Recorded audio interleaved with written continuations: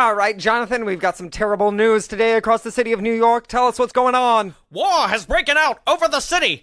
It's breaking and it's broken. We've got taglines. We've got taglines left. We've got taglines right. We've got taglines up and down, everywhere you could go. Are you ready for some taglines? We are ready, Jonathan. The whole state's ready.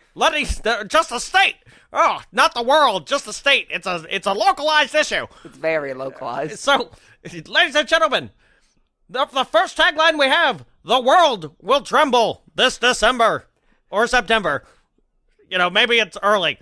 Who needs to rhyme? Not me, not them, not anyone. The next one is join the resistance. There's a resistance? Where? Show it to me on a map. Just kidding. These maps don't make sense. Move it on.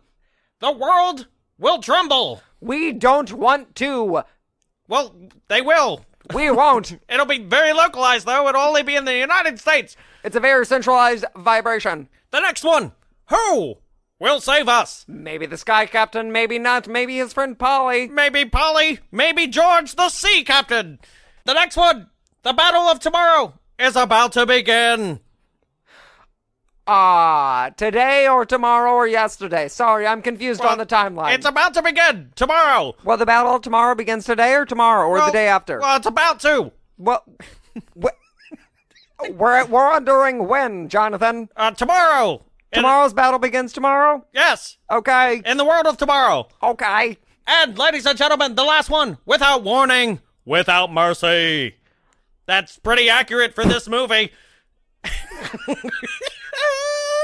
All right, ladies and gentlemen, with a budget of $70 million and a whopping huge big of a bomb of $37.7 million, with one scene from the Wizard of Oz footage, one Iron Giant action sequence, one bird plane sequence, 2 references to Milk of Magnesia, 1 miniature elephant, 2 submergible plane sequences, 6 helicarriers, 1 dodo bird, 2 bat monsters, and 1 electrocution melting to the bone, with a 6.1 on IMDb and a 64 Metacritic and a weird 71% fresh on Rotten Tomatoes. It's 2004's Sky Captain and the World of Tomorrow. Watch out, there's a bomb, it's dropping. Oh no. Oh no. Let's drop some bombs. I hate us. I'm just going to keep it going for a second. I hate us.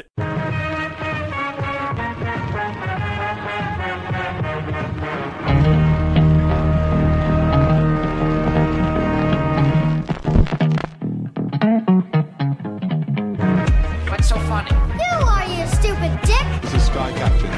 I'm on my way. Okay. My ultimate weapon. Super Lick. What's that smell?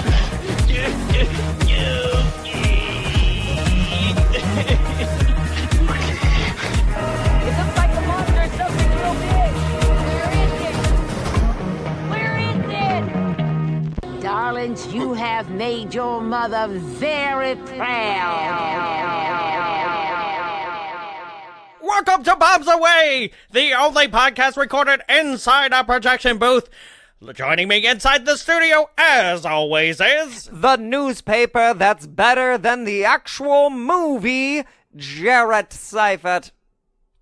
I can't do this anymore. No, it literally, I'm watching the screen right now. I get to hold the device that records the audio. Yeah. That's like my one treat Just of this. peaks And it was literally everywhere, just right? like, you're yelling constantly.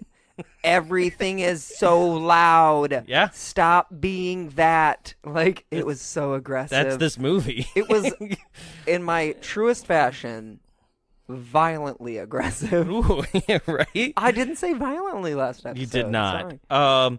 So, ladies and gentlemen, welcome to Bombs Away. What we Joining do in the studio as always. Yeah. We just restart Yeah, completely without audio of radio in the 1920s and 30s. Oh, shit. That took a lot out. Oh, my God. I know. It's very, very... I'm tired. I'm glad I'm a couple drinks in, because, like, Yeah. I committed. Oh, shit. I committed, and I didn't really break... I broke maybe, like, 2 giggles, so I'm happy about it. If you're still listening, Yeah, if you didn't hate us enough to turn it off. what if that was people's first episode? Oh, God. Like, holy shit. Oh, shit. Is Bombs Away literally a World War II-esque announcer podcast making fun of bad movies? Like, that's not something I think I can sustain.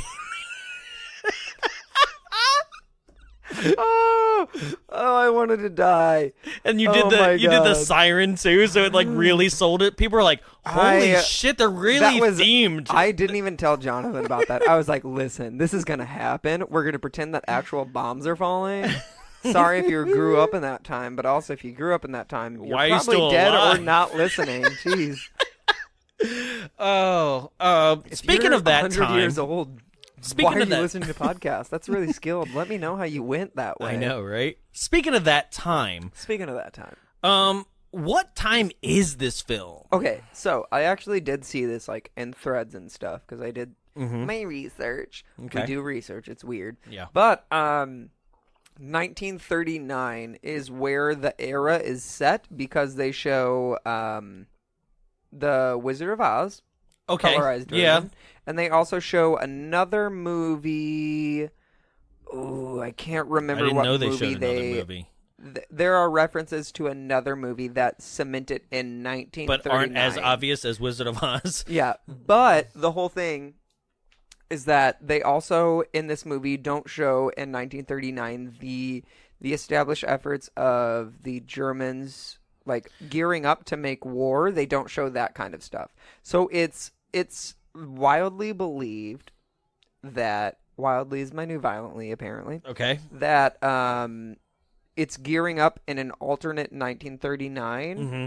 And that was also my belief. As I was watching it, I was like, this is reality that took a different course. Right, And because my thought obviously was- Hindenburg has not blown up because they decided to name two Hindenburg- other ships yeah, over it. I was like- That's the opening scene. Yeah. Hindenburg 3 And, is docking at Empire State Building. And it also, I believe this whole thing is my interpretation of it because there's so many German influences. And the German influences. There's just of German this- language being spoken throughout the Yeah. whole thing. So like, I have 5.1 surround sound, and literally people are talking in German, You're like, like "Huh. in the background. I'm Was like, ist oh das?" shit, oh god, like, yeah, Woher bist du kommst from? No, I messed up. that's halfway right. through. You can. Oh, this is where you get to use your Yeah, accent. I know. I get to know a little bit. Yeah. But the whole idea of this, what my interpretation was, is that Germany rose to power, but they never let Hitler go through with it. Mm-hmm. And Germany kind of had an uprising of being great, but they didn't have. They annihilated Nazis and I almost said Germany. They annihilated Nazis and Hitler, and they actually just rose to power like Germany currently. Like a normal. Yeah. Yeah, because they do that in newspaper flashes that they were attacked as well. Yes. So, like, they're not the ones really So my doing interpretation is that like they eliminated the whole Nazi issue, it. Right. but Germany still was like, we can do great too. Right. And so the world progressed without World War II. And it's kind is of my idea of just this movie. coincidental that the villain is German. But I did read that this movie is supposed to be a little bit of a throwback to what they call space operas, which we've already covered one. Okay. Can you guess what our one space opera was? Our one space opera? You mean like Flash Gordon? Yes. Yes. Exactly. Yeah. So that kind of like grand, not really like Earth Kind is an of idea. surreal. Yeah. Yes, Earth is an idea, but science has blown out of everything that science has ever known. Sure. And that's the idea of it, right? But this is also supposed to be a throwback to like that film noir, the idea that like anything can happen in the future, even though this movie did come out in 2004. Yeah, 2004. Yes. So it's supposed to be a throwback to this, even though the entire movie is blue screen. So this even predates 300, which was like the very first Yeah, that's the one Sin that people City 300 Yeah. and were like the first idea of blue screen. I can't remember which comes all first. done but better when Yeah. it comes to graphics. yeah. And this film, we'll get to it in our reviews, but like it didn't do blue screen any sort of greatness. But it was a very early take on blue screen, When which I you appreciate. say early take, I'm going to tell you how early it feels. It feels like a movie. Every graphic feels like a pre-visualization graphic. Yeah. Right? Everything looks like when you see, well, nowadays, you don't usually see previs. What? Previs? I tried to do a brief. It didn't work, okay? We just got to do episodes where it's like, we've had a few. Yeah. We haven't had a few. Because we've had a few is like, we watch a movie that happens and it's like, what's going on? It's crazy. Like, it's just revision everything, and then they were like, what's crazy? That's my best Bill Cosby, and I didn't intend for it to be Bill Cosby. That's good. What's going on with the Jello? We just love Jello in this episode. That was, unrelated to this movie whatsoever. It is a few in. We'll call it a few in. Meaning, like, nowadays, when you see pre-visualization, it's just a slur, dude. That's fine.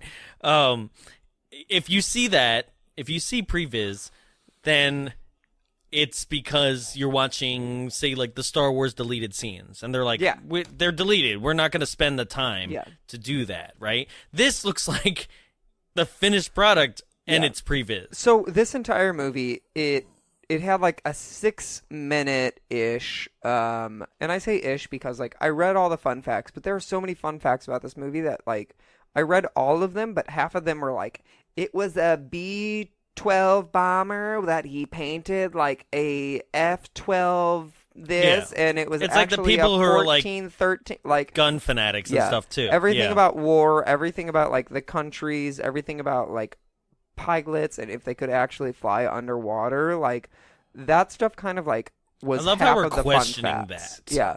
Well, it's not that I'm questioning, but I'm saying like that was like the fun facts of half of it, and like that stuff doesn't stick to my brain, and so that's where I'm like, oh god, that's why like all of the fun facts. That's not going to be like, up on AMC's like pre-movie trivia. Yeah, but like that's why it's like the majority of the fun facts I go in saying like ish, which I miss pre-movie trivia. That's like not. that a was thing so much fun anymore. because you see 2 movies and you know all the trivia for the next month and you feel really smart. Yeah. What was the original question? I got sidetracked. Well, just we're talking about the graphics here. Oh, so the original like idea for the graphics, it was shot on, like I said, 6-ish minutes. See, I'm back into it. But 6-ish minutes in front of like a blue screen, and then he made it and he sent it off to a company, and they were like, "Yeah, we can do this, but like no actual production company is going to back us." And so they went with it. They rolled with it, and even Gwyneth Paltrow was like, "I'll sign an independent contract." What is that called? An independent contract? Yeah. Like, you got it, buddy. I fucked up. You got it. An independent contract where like she'll get paid the wages of an independent movie, not like a movie that was like signed. Like they couldn't get any lower budget distribution. What is it? Distribution from a major studio? Yeah. Yeah. Okay. This is gonna be the fun but then episode they got, where I forget. But then every they single did word. because I mean it's Paramount by the end. So I guess. But at the start they did not have distribution rights. Got it. Or okay. not but distribution. It's like in when general. when Tarantino or Kevin Smith went to Sundance with like their first film, and then Dimension was like, "You're mine now." Yeah. Which that's basically Harvey Weinstein's MO. Uh-oh. You're mine now. Yeah. Um. Hey, sit on this couch. Take your shirt off. I'll enjoy it. Well, I like bathrobes. So let's dive in, shall we? Okay. Let's drop some bombs. So the second this movie starts, my initial first reaction was, cool it on the Instagram filters. And you know what this movie did not do? Cool it on the Instagram filters? They did not do that at all. Right? Everything, X Pro 2? Yeah. Everything is hazy. Everything is like, no, what is it, Wayfair? Which I almost want to pull up Instagram and like jokingly post a photo just to see what is the noir. Oh, we should post a photo of ourselves in like super glossy, Sky-Captain. super like very defined, super airbrushed too. Yeah, defined but airbrushed, but also a little bit gray. So it's like a dog Snapchat filter then that gets put over into Instagram's X Pro 2. Ugh. Let me tell you right now. But doesn't have the original. Remember the original Instagram had the like where it was like the camera number designations, where it looked like it was an old negative. Yeah, that's not a thing. But you said dog Snapchat. But honestly, if anyone ever puts that dog filter on anything, do you ever come across a? You ever do this? You ever come across? I mean, I can make a whole show of hating on dog filters. Don't do it. Yeah. You know what it makes me think of? Yeah. High school. You're a high schooler on Tinder. Yeah. I'm still on Tinder. Mm-hmm. Okay, this is my other thing. Are dudes doing it on Tinder? Yeah. Oh, boy. Okay, this is my other thing. On Tinder, people either post pictures of them with exotic animals. Great. Well, that's a thing. Cool. Tiger. You went to exactly. Yeah. You went to a zoo and you had a friend there and you got to pet a tiger. Great, cool. I don't care. Maybe which meet means that tiger I'll is care. drugged as fuck. Also, the only time that I've ever been interested is a guy that was an actual zoologist. And, like, he was meeting with animals. And I was like, yes, do it. Get it in. He's a zoologist. Yeah. I'm not a zoologist. Right? The actual time we use the I know, real right? word. And then the other thing that pisses me off is, obviously, the filter, the dog filter. And then third thing that pisses me off, inflatable flamingo. Oh, in a inflatable pool? Pizza, inflatable flamingo, inflatable donut. I don't want to see it. I have a donut. I don't want to see it but on I don't need to put on it your on the fucking Instagram. Tinder. No, I don't want to fun see in it. real life. It's not fun just as a picture. That is not like. I hate. Mm-hmm. I have inflatable donut. If glasses, like not glasses, but the glass those holders. Are fun. Yeah, we have inflatable swans that are like glass holders. Those are hilarious. Let me tell you, swan's holding your drink. Can I tell you what doesn't work? Yeah. Inflatable swan glass holders because water. They need to have like a submerged lower half, so the drink actually sits lower in the water than like sitting it still in the splashes circle. all over the place. But also, you know what? If your pictures on your dating profile don't show you, don't put them on there. If they're all also close-ups of yourself, stop wearing glasses in all 6 photos. Yeah, if they're all close-ups of yourself, if you're all wearing glasses. If, like, I don't put group photos up of myself because I don't want you to know, like, I'm the ugliest of my friends, which, that's fine. But show some background. Show that you've traveled. Don't make it a close-up of you in a bed. Yeah. Sorry, that's my dating corner. Ladies and gentlemen, welcome to Bombs Away, the only podcast where we talk about the shittiest Tinder profiles that you could possibly imagine.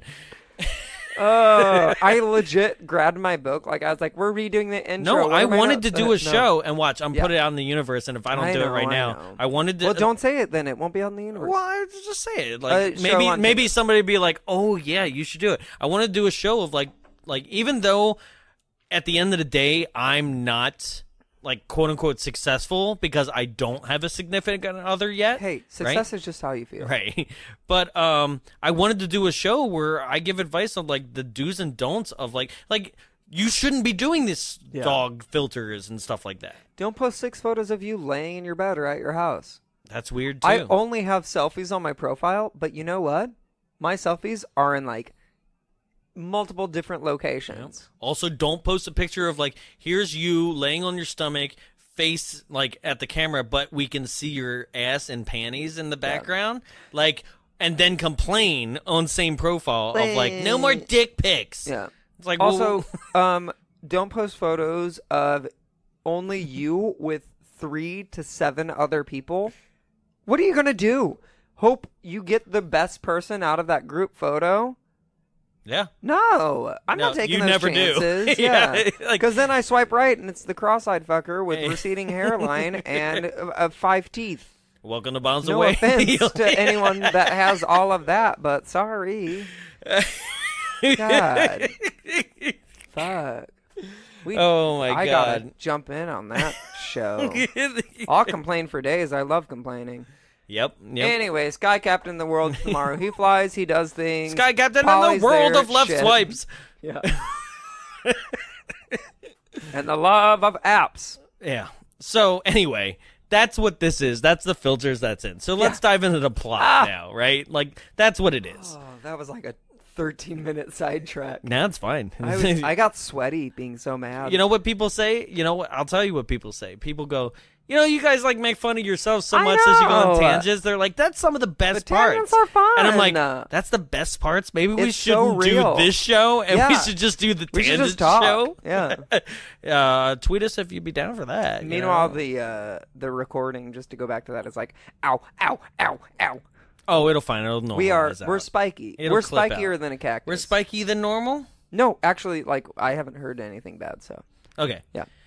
So, Proceed. Hindenburg 3 arrives in New York, and its docking station is the tip top of the Empire State Building, right? And I love that as it docks, like, there's just a dude that has to hang onto a rope, being like, oh my god, just everybody get off! I got it! I got it! Like, he's just there. Like, it docked, it went inside, it established the scientist or the doctor that is going to be kidnapped, right? Then went back outside as people are exiting the thing, and there's just this guy like, oh god! Like, I know it's technically just a big balloon, but at the same time, like, throw a cleat. We established, we established cleats in April Fool's Day. April Fool's Day shows that, like, I know what cleats are. But throw a cleat. But at the Drop a same cleat. time, it's weird because it's like, here's a movie that keeps showing. This movie Flying shows things. This movie shows things that are hovercrafts Yeah. eventually, right? But there's still a guy like, oh my god, Yeah. I need a cleat, I wish I had something to tie off to. right? Yeah. So also in this movie, every single person who reads a note, that note is spotlighted. Yeah. it Also, okay, so in this first scene, the only thing that really pissed me off was everything. But at the same time, he writes a note. He's like talking to this officer in German. He's like, make sure that, and that's just me. Like, he's obviously very clearly speaking German. He's speaking real but the German and there's subtitles. Yeah, right? I'm speaking subtitles. Which is He's like the only time in the movie that has subtitles. Yeah. So it's like, why did you even do it? Yeah. But in this scene, like, I'm speaking subtitles, and he's like, make sure that the doctor only gets this note. And the other guy's like, yes, mein Fan. Which is, like, my own Right. combination of Flint and hair. No But that doesn't make tickets. sense. We Yeah, know. yeah, This is an episode. This Sure, is a sure, 5 deep episode. Sure. So then you see the note. The note's written in English, and the German officer is like, "Oh, I know English too." And he's like, "Oh no!" And he looks back at the guy, and the guy's gone. And he's like, Yep. "Oh Scheiße, das ist not gut." Yep. That's my Germanglish, Yeah. which is the next. It's the Germanglish? sequel to Spanglish. Yes. Yeah. Thank I got you. which I mistakenly saw that movie and was very let down. Oh yeah. But I also feel like I shouldn't have seen it as a 14-year-old. No. And also, Sandler has a weird relationship with Selma Hayek, apparently. Oh, yeah. Because she's in 3 movies of his. So, okay. Yeah. Back right? to the movie we're not talking about today. We refuse to talk about this movie because, okay, isn't it also weird? I said it it probably got glossed over because of our weird, like, radio hate voice. it, yeah. But this movie has a 71% fresh. Okay, so actually, I did do some research on this. People hold it very high as a cult classic. This is something that people actually see do that. love. And I can see it if you strip away the bad filters, if you strip away, The like... bland hero. He's Yeah. so bland. Yeah, the Oh bland my hero... god, he should have been like Han Solo-esque. You know? Yeah. Chris Pine-esque And even. he wasn't even that. But if you also, like, you strip away you have to strip away too much for it to be a good movie, Yes. essentially. Right. But it's very cult just because, and this is my opinion, not everyone's opinion, but I also do think other people agree on this. Yep. That echo was my burping. Because it is so it's so true to the roots of where it's trying to come from. I can see that. I mean, to the point of, like, when anybody points to the sky, there's like 3 fingers, like 3 hands pointing in the sky, or like 3 guns pointing up to the sky. That's very, like, Stalin poster-esque, even, you know, like, and even they did pull inspiration from Superman comics that were in the like 1920s to 1940s. This was They wanted it to be very rooted in that era. If this was a this is what I said. If this was this looks like, remember Batman the Animated Series in '92? Like that Batman, the one that like everybody loves, like where Mark Hamill was the Joker, and this is where Mark Hamill is the Joker. Oh yeah, right. He's the only Joker. Well, Mark Hamill and well, I'm like, go ahead. No, I just can't think of his name. I'm just waiting to see which one. No, the Joker from The Dark Knight. Oh, yeah, Heath Ledger. Heath Ledger. Yeah. Those are my only two Jokers. Okay. Well, also, you know what? Actually, I take it back. I have three Jokers. The third Joker is, oh my God. Nicholson? Yes, Jack Nicholson, who literally looks exactly like my grandpa. Okay, with the white face? Because he's dead. No, my grandpa is dead. No. Right? I was He's like, white, he's pale. He's dead. You know? No, but he does look almost exactly like Jack Nicholson. Yeah. So which is also like which is why I think I love him. But, yeah. There's a line in here too where where she says the scientist nearly went white when he said Totenkopf, and I'm like, that's weird because he's usually pale because of the tone of this entire movie. Right. You know what Totenkopf means in German? No. Tot means dead. Toten means to be dead or to die. Or Toten is the verb for dead. And Kopf is head. Yeah. So it's dead head. Okay. It's literally dead head. Sure. So you ever had dead head? It sucks. No. God, use your tongue. Oh, I've had scrapies. I don't like scrapies with teeth scrapies. Scropping head? Scropping cough? Scropping cough. That's just me making up things. Scropping duff. Yeah. Yeah. Anyway, back to the movie. Robots attack. Okay. No. So, now we're introduced to Polly Perkins, played by Gwyneth Paltrow, right? Polly Perkins is a newspaper reporter, right? And her editor is Dumbledore without a beard. Yeah. Yeah. It's Michael Gambon. Yeah, who was the second Dumbledore, the one that we all pretty much like. Isn't it weird? Like when the other Dumbledore died, we just forgot that he is the Dumbledore. This is what's weird. That like as I was watching this movie, I was the like, bombs away. The 20th tangent we've done in one show. I thought he was the original Dumbledore, and I was like, oh, he's dead now. Yeah, and then I was like, oh shit, no, he's not dead. Whoops. Right? Basically, he solidified more of the Dumbledore that we know, right?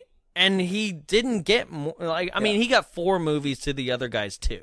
But this is his only part in the movie. He's like, Polly, don't get hurt, and then we never hear from him And again. I feel like I'm like, why did you even use that guy? Yeah. Like he's like, I thought he was going to play a bigger part later because of how I know him as an importance as an actor, right? So Polly's like, hey, I got a big case.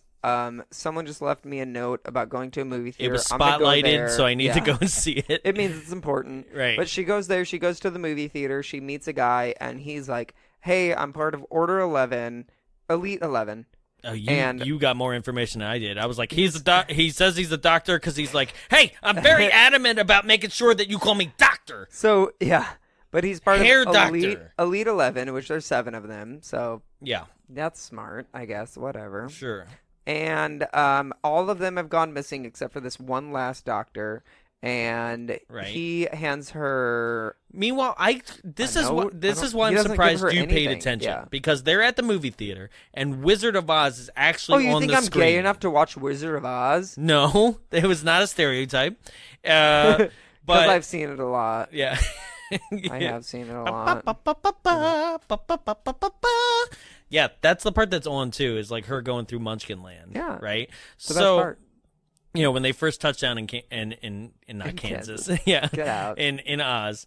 But the thing about this is that I'm surprised that you pulled so much about the like 7 doctors and stuff like that because the film is showing the Wizard of Oz so blatantly has, like, behind them. 3/5 of the screen is Wizard of Oz, Okay. and 1/5 is devoted Let's to set it Polly, up. and 1/5 Okay. is devoted to this man, and it's literally the sides of their head with a movie in the background, And you're the like, movie part that's God, I just playing- want to watch Dorothy. She's Right? beautiful. And they're talking, right? So it's like, yeah, it's two side profiles of their face, super close up, right? It's and the behind best them, colorized version of Dorothy I've ever seen. right? I want to watch And- that movie. And what's happening is that the Glinda the Good Witch is coming in the bubble that moment. Yeah. And so it's a giant fucking bubble behind them. Also, right? so the only thing I could think of this scene is because we hear, "Are you a good witch or a bad bitch?" And that's, I just ruined it for myself. Yeah. I literally only overheard, "Are you a good bitch or a bad bitch?" instead of good witch or a bad witch. Well, I kept thinking, I'm like, these two assholes keep talking while I'm trying to watch The Wizard of Oz. I know. I was like, get out of the screen. And they're in like the front row of Yeah. like the mezzanine row of 5 or 7. I don't really know what mezzanines are made Right. of. But so like all of a sudden sirens start going off. The doctor runs out and he's like, "The countdown is almost near." And she picks up like schematics for a She robot. says the word Totenkopf. Totenkopf, sure. Yep. Deadhead. He says. Did I And- say she? yeah. He says Someone the word says it. Totenkopf. So they all right? run out, and it turns out there's flying robots overhead. And I was Which like, do all right. not reappear in the film at all. Yeah. Like they do in They these slowly like progress. air raid attacks, right? Well, they progress throughout Well- the film because there's the hangar where they've captured all of the robots that they've captured throughout the decades of Right. them attacking. I've seen that. and they've gotten smarter and smarter. And then the next version Which of it also doesn't is make the any one sense that we see in by the the hangar. end. No, it does not. Right? But I was How are trying they to explain progressing? it. Yeah. Um, Oh shit! How are they progressing? Who is building this new robot? who is building the new robots? Oh my god! Is a robot building new robots? All right. Oh, spoiler. Because no, we're gonna spoil this one. Fine, fuck it. It doesn't matter. It's not like April Fool's Day. April Fool's Day was a good, solid, like, let's keep the secret. Okay, so basically, Totenkopf is a guy who 30 years ago wanted to. I think we can save this. Don't. Okay. Don't. All right, we can save it. I got so aggressive. All right, we can fine. say this. This is another spoiler free. Okay. So, but we can't speed. It is a challenge. Yeah. So, This movie also has, like I said, the spotlight.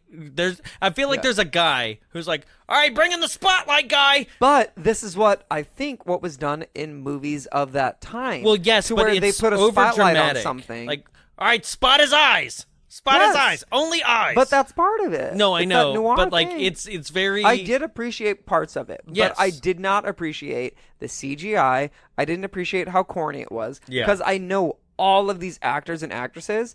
Angelina Jolie was the best part about this film, and she's usually monotone. I actually liked Gwyneth Paltrow the most. Really? I thought she was too flat. At the start, she was very flat. In the rest of it, I think she did well. The only thing I'm like, Jesus, bitch, get over it, is her jealousy. Oh my god, the love jealousy triangle when it's obvious that Jude Law was very much in love with Dex, Giovanni Ribisi. Oh, whatever it his was a name is. male-male relationship. Oh, it should have been a gay relationship, 100%, because they would have had the best sex. Sorry, I got so aggressive. So, these giant Iron Giant type robots. Are Iron marching- Giant is exactly what I was trying to connect to. Sorry, I couldn't think of the name, it's and fine. it made me upset because I knew it was in that stupid new movie.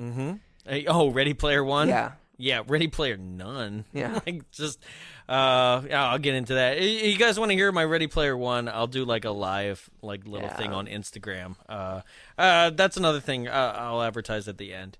But so basically, these Iron Giants are Robots marching attack, down yeah. the right, and they're like, "Call in Sky Captain," and Sky Captain comes in his World War II plane. He comes in his plane. Yeah, just straight Oh, he up, came just in all over Polly. the windshield. No, he never. No.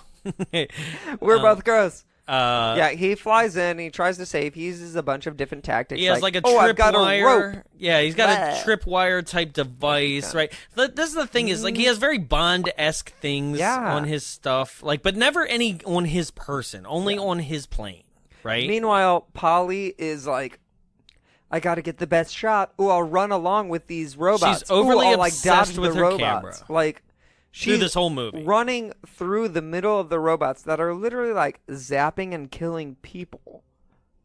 And she's like, I'll be fine. I just got to get like the story. Yeah. She's constantly after the For story. me, that's which is, forgivable. Like, whatever. That's whatever, because that's her thing. That's the lowest lane of the... Yeah, but even then, it's like, God, Polly, shut up.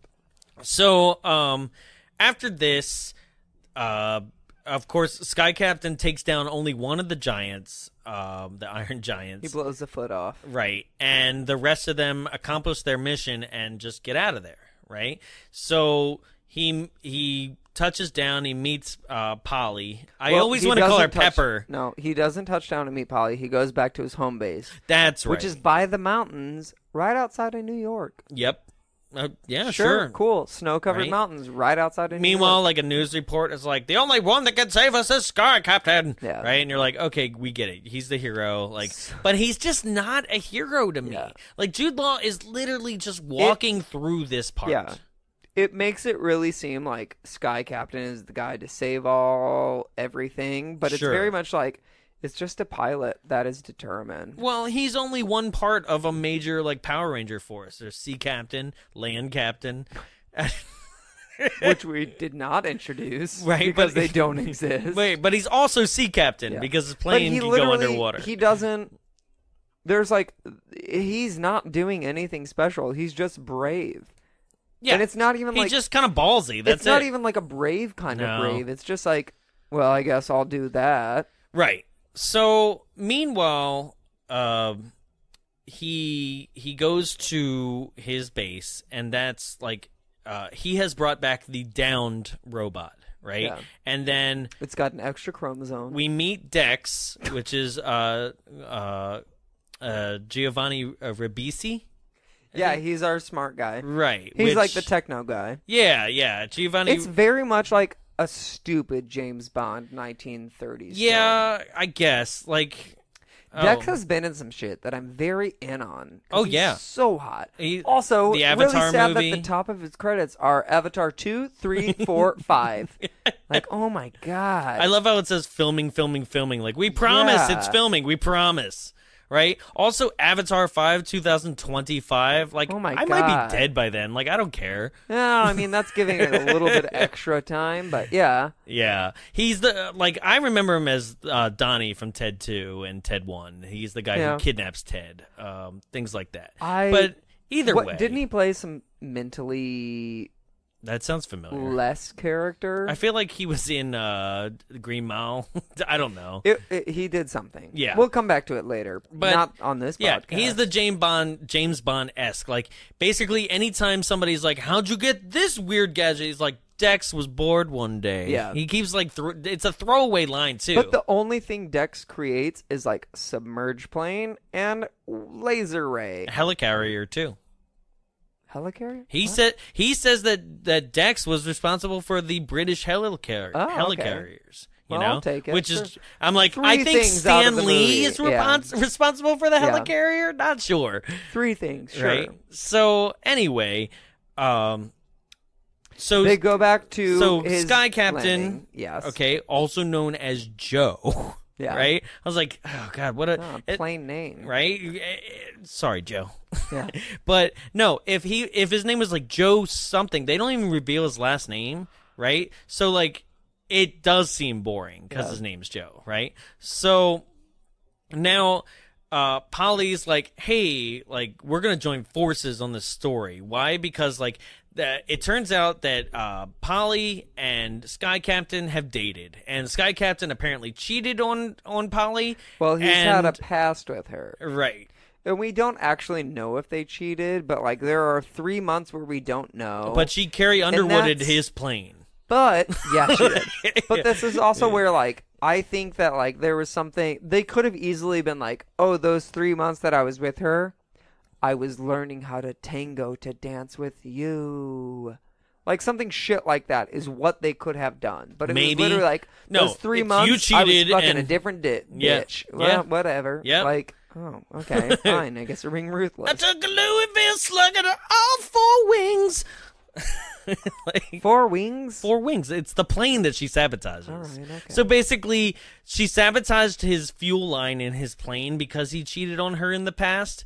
and which caused him to crash land and become a prisoner of war for 6 months. POW. Yeah. Pow. Right? So, like, he's really pissed at her. Right, Yeah. which understandable. Like that was a bit much. And they like a have plane. it out. Like yeah. there's no way that you sabotage a plane and it goes well for people most of the time. But also, that's like, murder. Hey, this thing is flying in the sky. Let me just pull this cord and be like, haha, gotcha. Yeah, No, it's not April Fool's Day on a fucking island. yeah, right. No. So, they join forces and they go to the last living scientist that she met earlier. Yeah. Right now, when they get there, the scientist has now like he's been attacked by some like assassin lady in a cloak. Okay, so they they break into the scientist apartment. Yeah. And they're like, we're going to find him. And they're like, oh my God. They find a miniature elephant. Why oh my God. is this elephant miniaturized? So this elephant is miniaturized in a throwback to a quote-unquote space opera-esque comic. Or book. No, it's a book.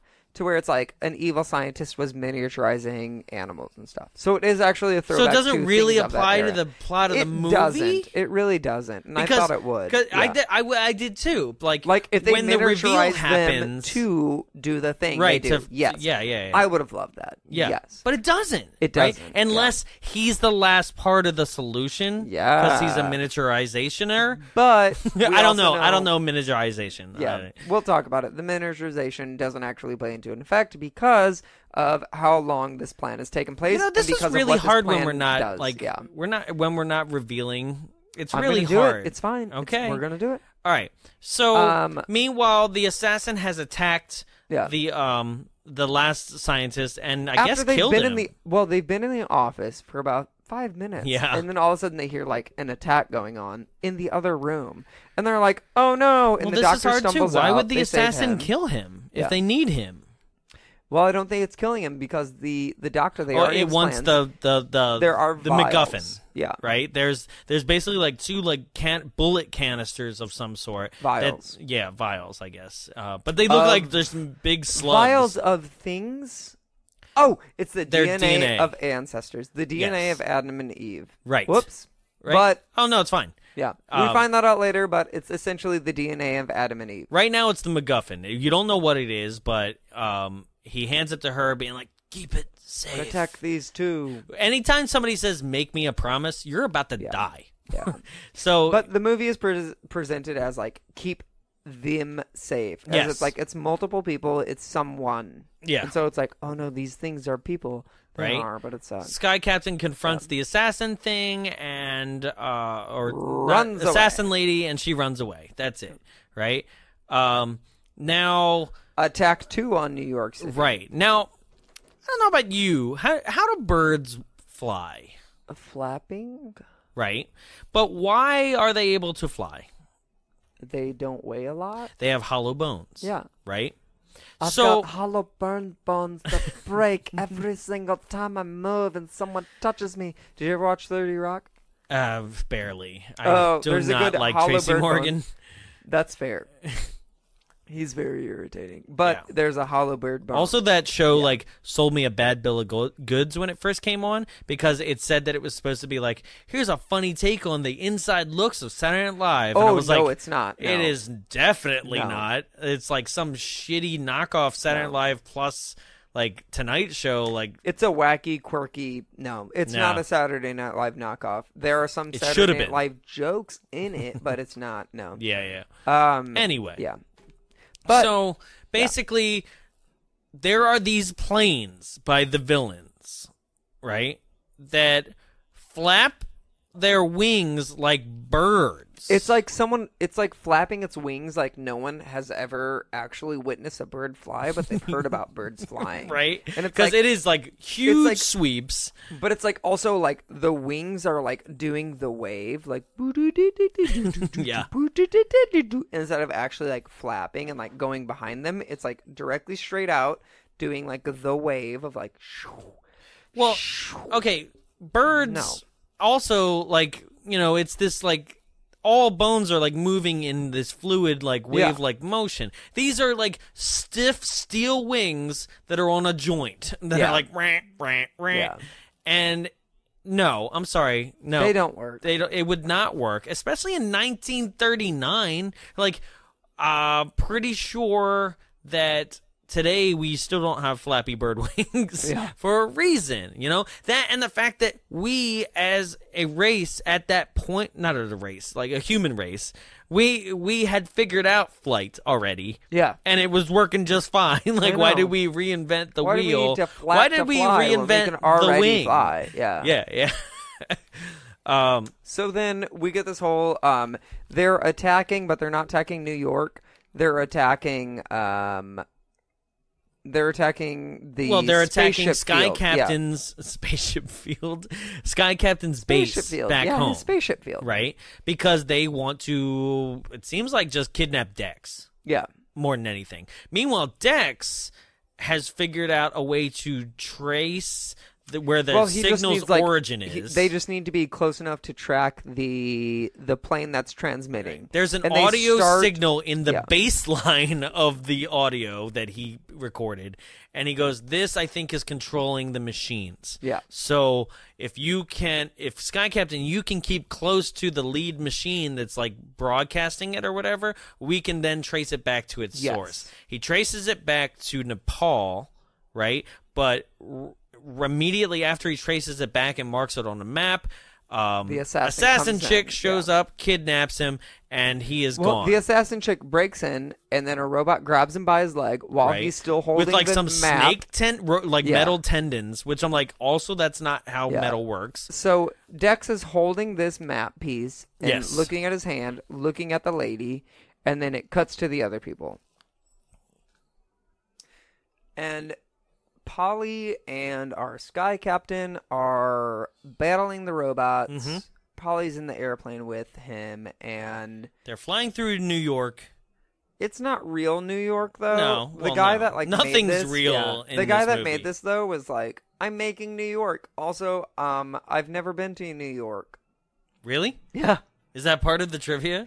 Actually, yeah. Wow. During this time, he had never been to New York, but I mean that kept it true to like the 1930s. 40s version of New York. So then, like, they're battling the robots. The robots actually, like, take the generators from New York. And, so the Iron Giant one... No, it's not the Iron Giant. The Iron Giant ones surfaced these generators, right? Which also... Who cares about the generators? That's not a thing in the movie either. Yeah. Like, well, I understand. Well, partially, it is in a way of the fact that for the past 3 years, apparently, these Iron Giants and other robots have been collecting resources for some unknown thing, right? But I'm like, these generators is your last task before it goes off into space? Yeah. Like, pretty sure that's, like, top on the list. I really don't understand it, but then I also can understand it once they actually introduce, like, how all of it has been happening. Right. So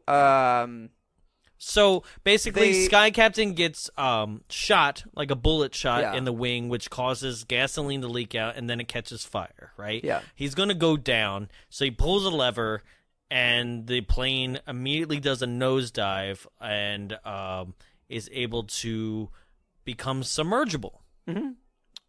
Okay. I mean, I'm okay with it. Right? What I'm actually not okay with is that, like, it goes underwater, has one scene where she's like, "You could have told me about the submergible airplane instead of being letting an me asshole." shit my pants. Right? Yeah. And right? he's like, well, kind of had to do it. But also, I'd be like, trust me, like, I did a nosedive, like on my own. I'm not suicidal. Yeah. You know, like, well, I think we're good. Plus, did you see Dex was making a laser? Yeah. So, like, we know what we are doing. Right? A Q of Sky Captain World is doing just fine. Trust me. You know? So, like, but then what I had a problem with is that it seems to be able to launch itself out of the water like a rocket. Yeah. You get enough speed, you can go anywhere, I guess. Right? I'm like, but there's no rocket like propulsion or anything that it just jumps out of the water and is like, we're flying again. The water proportion starts. Oh my god. Propulsion? Yeah. The water propulsion part? Propulsion. Propulsion. Yeah. Sure. Yeah, we'll go with that. No, they propelled themselves out of the water at, like, air quotes, a good speed. Yeah. And then kept going. So then they go back to the air base, and they're like, It's everything's been destroyed, but Yeah. there are still robots here? Yeah. All right, cool, sure.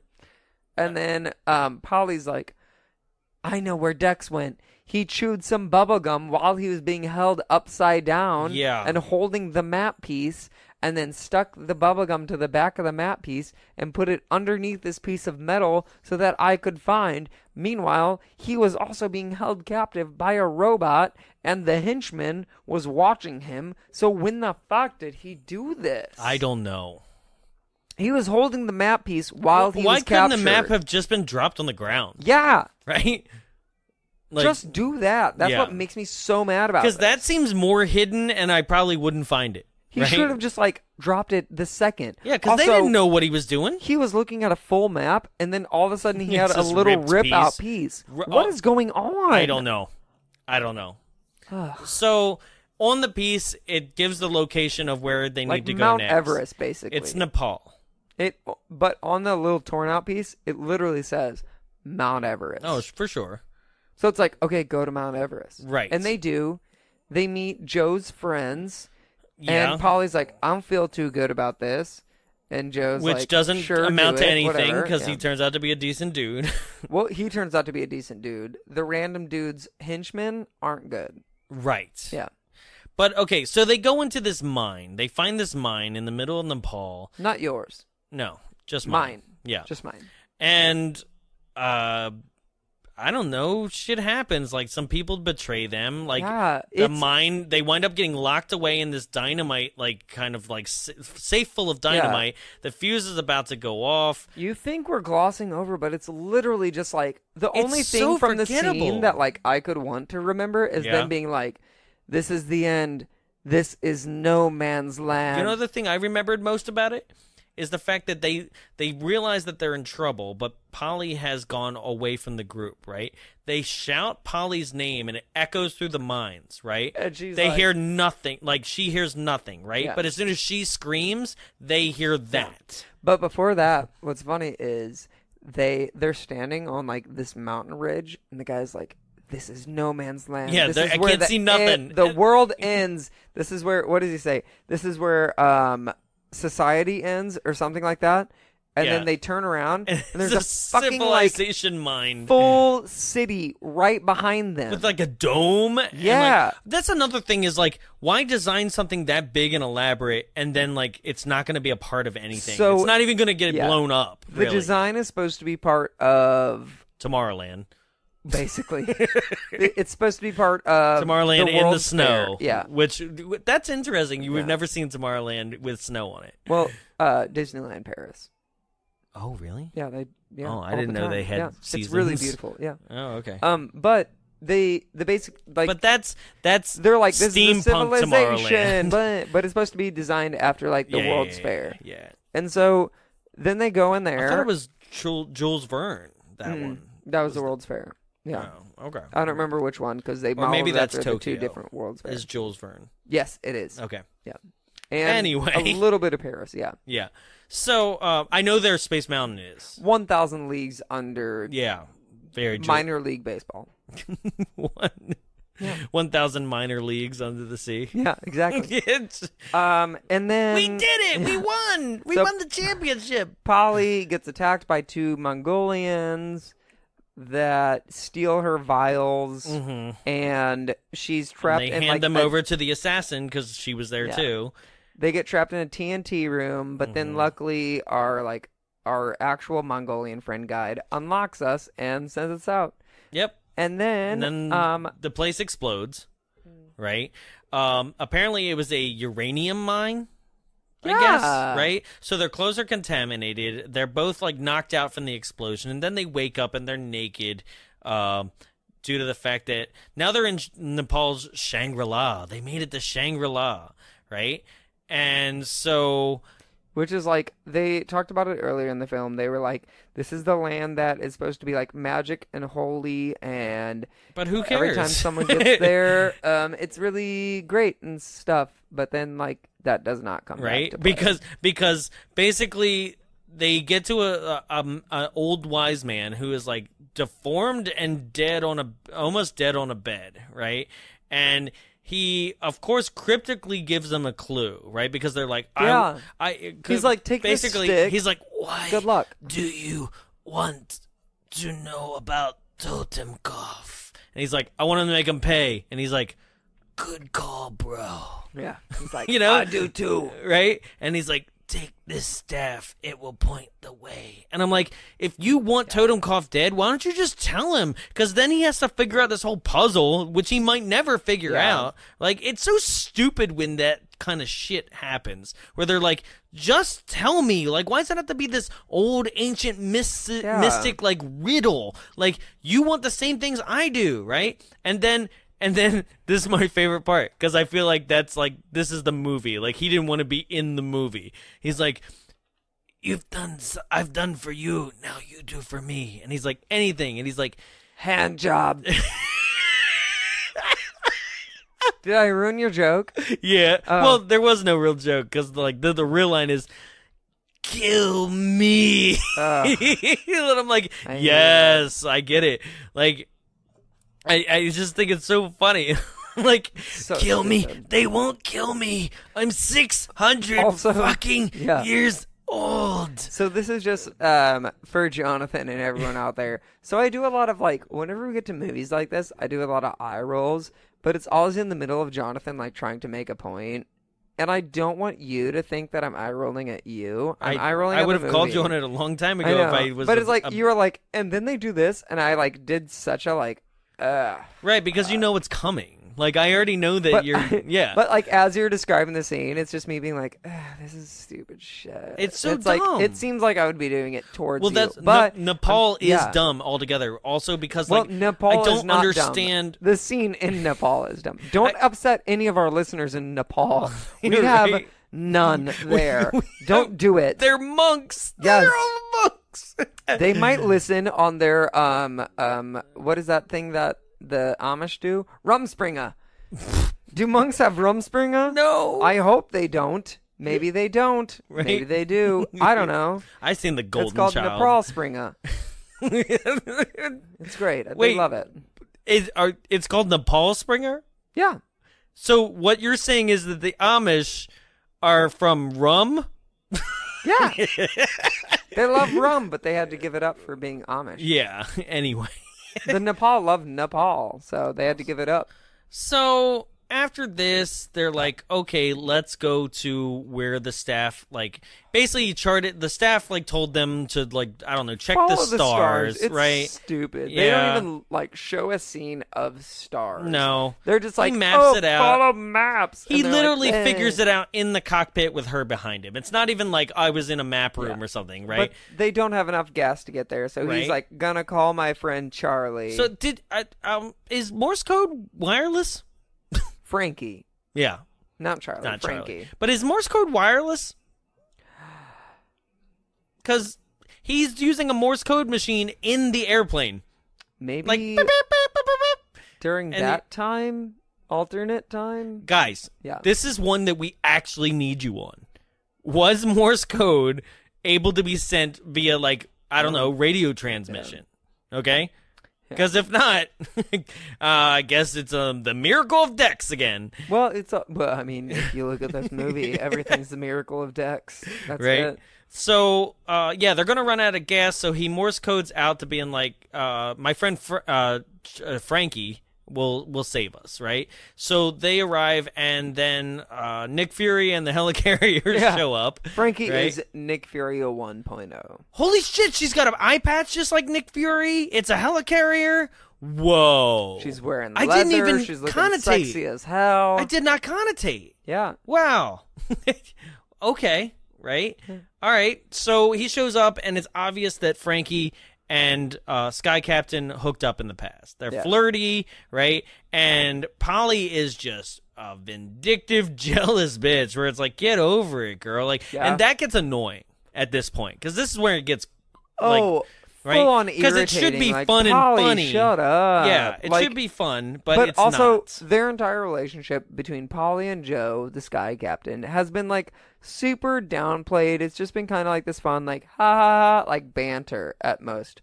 It's not even been like romantic. Right. So it's just like it's tiresome. Yeah. Right? It's not even flirty. It's like they hate each whenever other. you're driving and you only have 2 out of your 4 tires. Okay. It's tiresome. Jesus Christ. Anyway, moving on.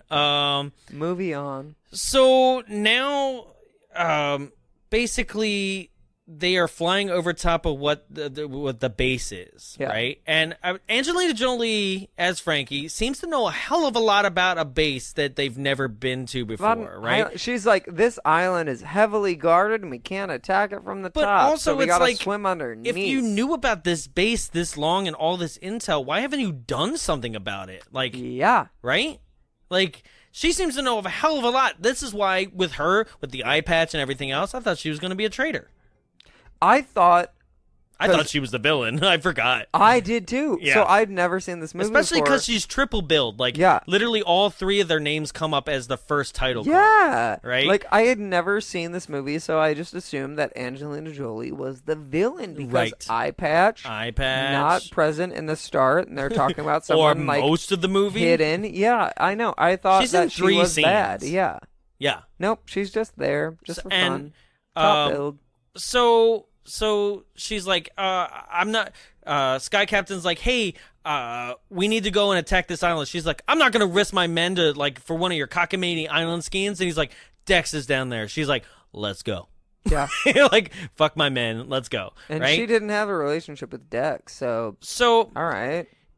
If you establish Dex built the aircraft carrier. Yeah, he built the helicarrier. She's like, oh, I owe him everything, I guess. I don't know. But if you establish in a previous scene that an airplane can do a wondrous thing like be a submergible submarine, right? Yeah. It kind of loses its magic when you do it again. And again. Right. Like, it just keeps happening, right? Yeah. Because her entire fleet can do this as well, right? Yeah. So now they have an underwater battle with some robots that are underwater. And it shows the ship that went to capture King Kong. It has a giant cage on it. Right. Literally. That's like it was programmed Yeah. into the movie. It also shows what is supposed to be a submerged city like Atlantis. It also shows the RMS Titanic. Mm-hmm. Somehow still fully intact. Was it the Titanic? Did it say the title? It was supposed to be the Titanic. Oh, Jesus. But like in one piece across a ridge. Right. Not broken into. It's that? I don't think it's that deep. The island, like, no. No, it does not make sense. No. But the whole idea is that also, like, they're not up, like, in the Atlantic. They're around Nepal at most. Well, actually, we don't know where they are because, like, they left the ball. The whole thing is supposed to be like, these are places or ships that got too close to us that we had to shoot down. Mm-hmm. So, yeah, they do this underwater battle. Angelina Jolie risks herself when, like, some missiles go to fire at Sky Captain, and he has lost control of his plane. So it's like homing missiles. So she flies in front of the missiles and directs them to follow her directly right into the thing that fired it, and then she like ejects herself at the last minute. The missiles blow up the plane, and of course, they all blow up the big baddie that was guarding the gate. And she's like, "You're on your own now. Bye, Sky Captain." And literally, like, launches herself out of the water, and then has a rocket-propelled backpack that gets her back up the helicarrier. Like, nothing's off bounds now. Like, it just doesn't matter. So Sky Captain and Polly then go inside, and like the second they're faced with danger, turns out Dax and all of the scientists escaped out because all of the other robots... Also, on the island, there's a whole bunch of monsters, very King Kong-esque. And back in Nepal, Sky Captain got Polly out of the face of danger of the explosion of the mine, but she wound up leaving her backpack full of film and extra film. Right? So she has one... It's important because of the end, you know? She has two camera shots left. So They get on this island. This and bit they're like, goes on "Whoa." forever. And she's like, I only have 2 shots left. I don't know what to take a photo of. So then they start getting chased by like some pterodactyls. Some pterodactyls. The problem with this film bit of only having 2 shots left and I need to save them for the most important thing we're about to run into is great if the comedic element of this film, like this film has weird like juxtaposition of what it wants to be. Does it want to be funny? Does it want to be lighthearted? Or does it want to take itself seriously sometimes? So when they finally do this film bit, right, you're like, this is way too late in the film to establish hardcore this obsession with her photography. Yeah. Right? You mentioned it earlier when she was taking a picture of the giants, right? But that should be like almost every other scene. That should be more obsessive than her jealousy over Frankie, right? But they don't know what to play with her, right? Yeah. So there's a moment where they're being chased by this giant bat monster. They go across this like big chasm. And she trips and falls and takes a picture of like the log instead of like anything important. So she's down to 1 shot. And she's so upset. And they move on. They get into the base. They admit to each other because they were lying to each other. He was like, I didn't cheat on you. And she's like, I didn't sabotage your plane. They finally underhandedly admit that to each other, right? But you would think that would be something where it's like, okay, you guys aren't going to get it back together then because he totally cheated on you and you totally sabotaged his plane, but you know it's coming, right? So, yeah, they find the base, and this is, like, once they infiltrate the base, this is where they're about to try to save the day, but Dex just shows up randomly in a hovercraft with 3 of the remaining scientists and just saves the day. Okay, so Dex shows up because, and this is what he says, the robots had to stock the spaceship before it took off, so they left us unguarded. Right. So that is shit planning. Right. So basically this giant island is a base that is holding a giant rocket ship full of animals like Noah's Ark. Yeah. Right? And they decide that they're like, we got to stop this spaceship, right? And the only mode of sense where I was like, fuck yeah, that's right, is like Sky Captain himself, when they're like, he's like, just let it launch. Like, who gives a shit? And I was like, yes, perfect. And they're like, we can't, because once it launches, then it will eradicate everything on Earth. Because basically, Totenkopf, here it is. Here's the reveal. Totenkopf is a German ideologist that 30 years ago believed that Earth was shit, it was doomed, like we were destroying Earth, and he was like, let me collect everything on an ark and take it to another planet and eradicate everything that came to be prior, right? Not a bad plan. You know, like, if he only knew now, right? I don't understand why he wanted to eradicate. Like, it's not very like clear where it's like, I need to destroy every, like, just go off and with your new arc and create the civilization that you want to, right? It's been done better in other media, like BioShock the game. It's literally a guy who like goes underwater in the 50s and creates an entire city underwater in his own ideology, right? But it's also not like you going to a different place to establish anything is gonna interact with the place that you came from. Sure. Just let that place you came from live and start something new, better elsewhere. Right. So everybody is in agreement that they need to go to Totenkopf's office and stop him, right? So they get there, and then there's a really shitty Wizard of Oz ripoff, right? Where basically it's a giant face of Totenkopf as a projection, right? It electrifies one guy and melts him down to the bone, and even the bones are like computer digital. Oh yeah. Like, what the fuck? Like, you can never,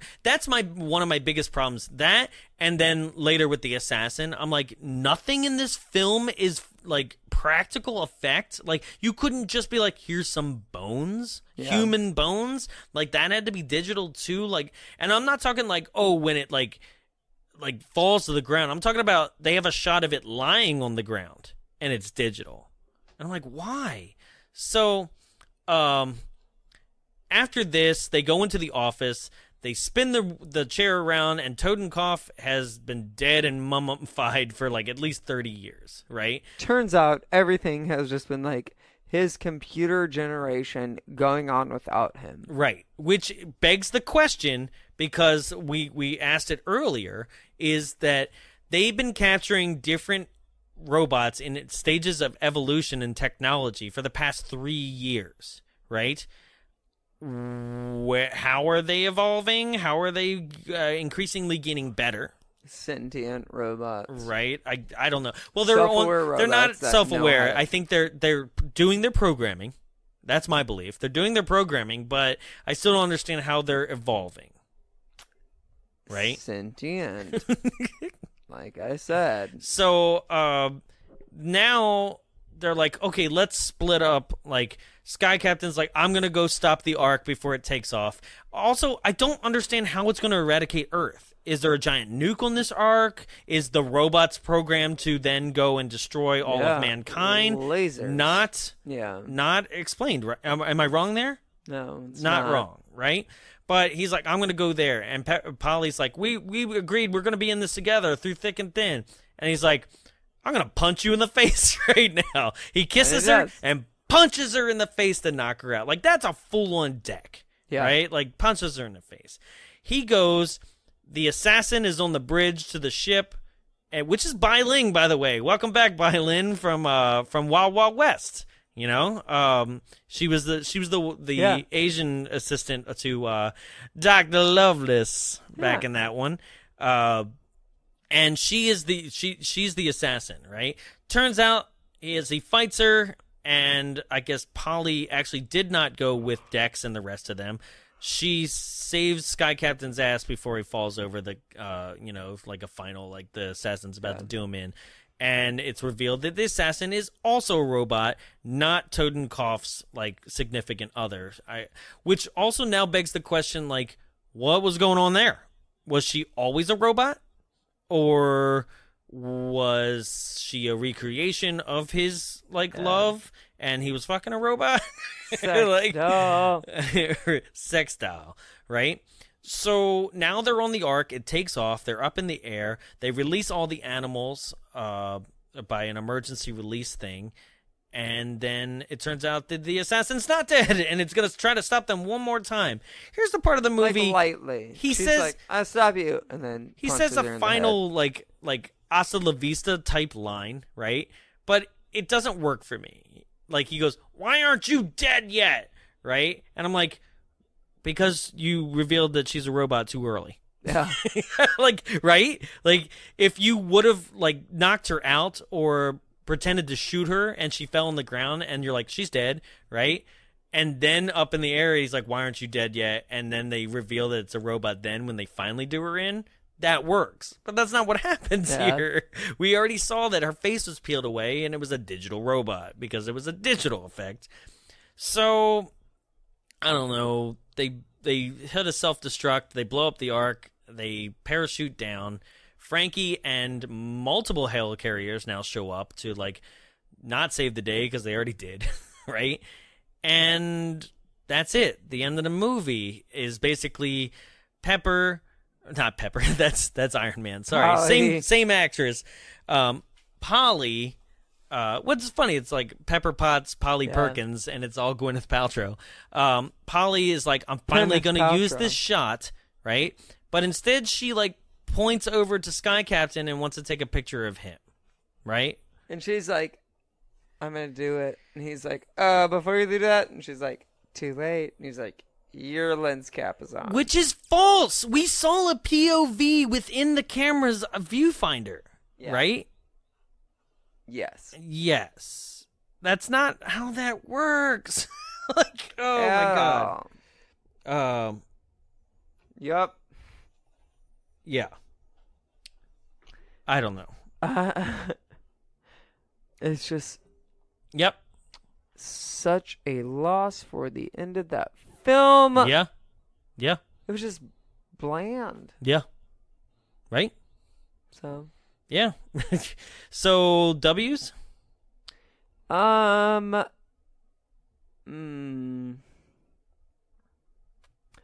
I would watch this at a, like, 1920s, 30s themed party of just kind of, like, the noir of, like, we're all here, and it just plays in the background, just be that kind of, like, avant-garde, like, air quote on the word steampunk, but, like, more or less steampunk of all the fun stuff.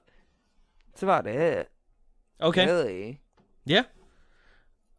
So, yeah, that's... I got no W's. I would say skip it, honestly. It's close to skip. Yeah, and I saw it when it came out, and I would still say skip it. So, yeah. So we just really said skip it. We don't like it, but there's a couple people that apparently did like it. Ladies and gentlemen, here comes Give Me 5. So our first one today, these are all IMDb, correct? As far as I know, right? Top 2 are IMDb. So we have bottom 4. 2 Ooh, are okay. Mind you, Amazon. I haven't read these ones yet, so this is going to be. You pick 3 out of the 4. But okay, go for it. First title by Peter Dory 108. A brilliant, fun, exciting movie, highly recommended. I saw this accidentally, not knowing what to expect from the title, and was in for a treat. I personally found it enjoyable all the way through, and even happier that I saw Tibet shown on the map.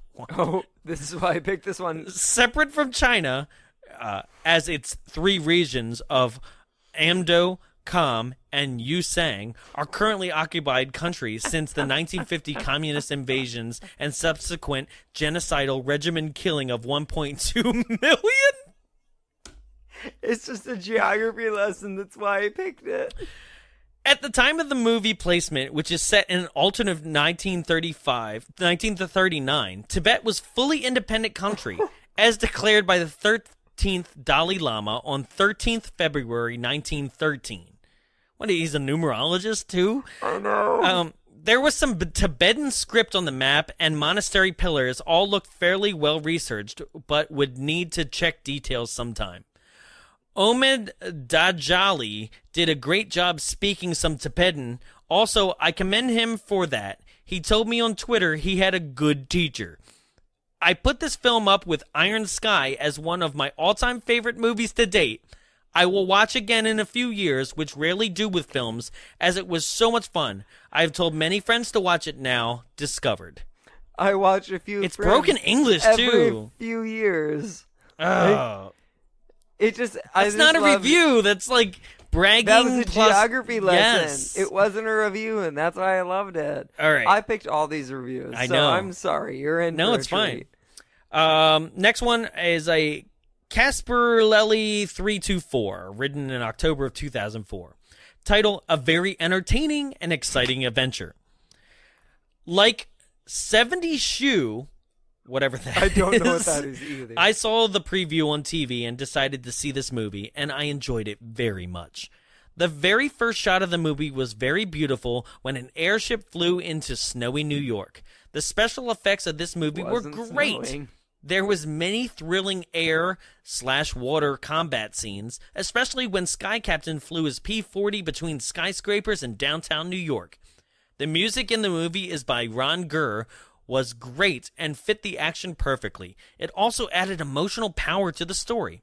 Although the story was very simple, quote, hero saves the world, it did not need to be complicated. The movie was an escape film and meant to relieve stress. Quote, or in parentheses, as a new university student, this movie really helped me forget about my economic midterm. The acting in the film was okay. As a fan of aviation, I particularly enjoyed the flight sequences. Although they were not realistic, they were terrific fun. Therefore, Casper's evaluation is 10 out of 10. There's literally like, hey, this movie, let me tell you about it. By the way, I'm only telling you about it because I don't want to do my midterms. Bye. Two more here. Written by C. Mabe on February 12, 2015. Title: one of the most memorable action-adventure movies you'll ever have the joy of seeing. No. This film is brilliance. Hands down, it has action, romance, a great plot, explosions, more action, more romance, more explosions, a totally kick-ass plane, and explosions. The entire picture is a tribute to the golden age of film in that it takes otherwise corny old science fiction ideas and somehow makes them awesome. The actors are wonderful in the film, taking their roles seriously even though it was a very low-budget film.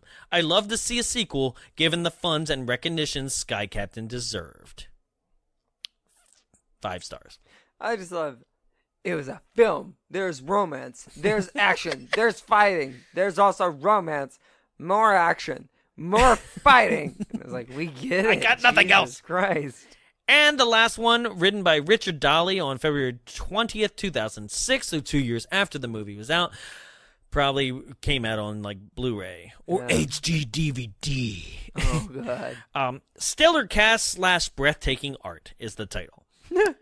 Where do I begin? Well, The moment when Jude Law, as Sky Captain, burst out in a marvelous laughter after Gwyneth Paltrow's stumbling camera-snapping mishap across a log bridge is worth the price of this DVD and then some. that is probably about 2/3 Most through the movie. specific. Maybe 3/4 through the movie is when There's that like- scene he just described. It's an hour happened. 15 out of an hour 45 film. I know. I checked. Yeah. I paused it at that point to use the restroom. That was.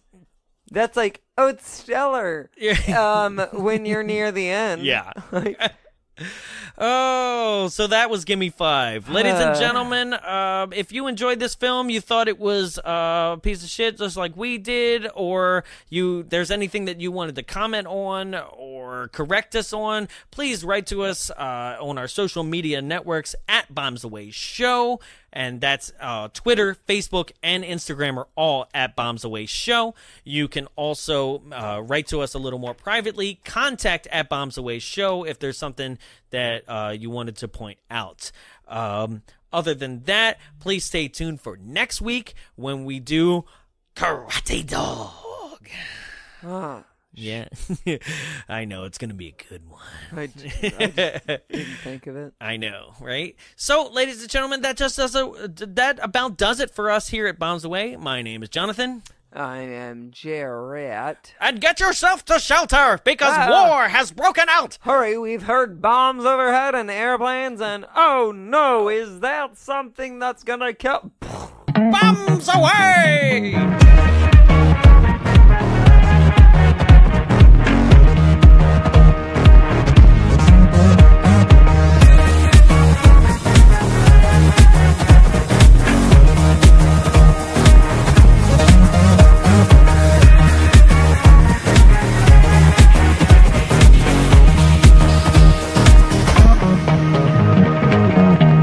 Hey everyone, this is Jarrett with Bombs Away Podcast.